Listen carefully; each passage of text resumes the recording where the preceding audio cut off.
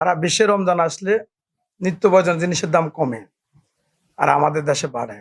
বিসমিল্লাহির রহমানির রহিম। মাহে রমজান উপলক্ষে আমি সবাইকে রমজানের মোবারকবাদ জানাই। আসলে এই মাসটা হলো প্রতিযোগিতা করার মাস। কোন প্রতিযোগিতা? আমাদের কে বেশি ইবাদত করুক ওই প্রতিযোগিতার মাস। সারা বছরে একটা মাসই ইবাদতের প্রতিযোগিতার মাস, কিন্তু দুর্ভাগ্যবশত সারা বিশ্বে রমজান আসলে নিত্য প্রয়োজনীয় জিনিসের দাম কমে আর আমাদের দেশে বাড়ে। যাক, আমরা ব্যবসায়ীরা উদাত্ত আহ্বান জানাইতেছি।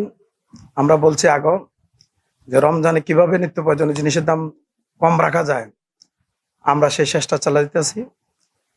আমাদের নতুন সরকার আসছে, আমরা সরকার থেকে অনুরোধ করব যে আমাদের এই নিত্য প্রয়োজনীয় জিনিসগুলা যেসব জায়গাতে আসে চাঁদা দিতে হয়, বিভিন্ন জায়গায় হয়রানির শিকার হয়। ওগুলা যদি এই নতুন সরকার কন্ট্রোল করে, ইনশাল্লাহ অনেক সহানুভূতি পর্যায়ে এই মাল দাম নিত্য পর্যায়ে চলে আসবে।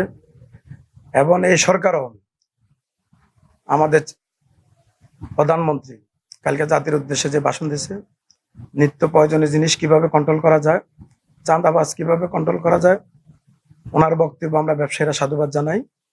ইনশাল্লাহ আমরা সরকারের পক্ষে আছি। নিত্য প্রয়োজনীয় জিনিস কিভাবে কমানো যায় আমরা সেই চেষ্টা করতে আছি। রমজানে কিভাবে মানুষের সহযোগিতা করা যায় আমরা সেই চেষ্টা আছি। আমি আমার সকল ব্যবসায়ীদেরকে অনুরোধ করব, আমরা ইবাদত নিয়ে প্রতিযোগিতা করি, কিন্তু ব্যবসা নিয়ে যেন প্রতিযোগিতা না করি।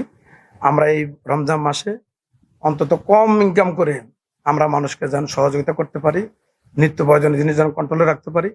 আমি আমার ব্যবসায়ী ভাইদেরকে এই আহ্বান জানিয়ে আমি আমার সংক্ষিপ্ত বক্তব্য এখানে শেষ করছি। খোদা হাফেজ।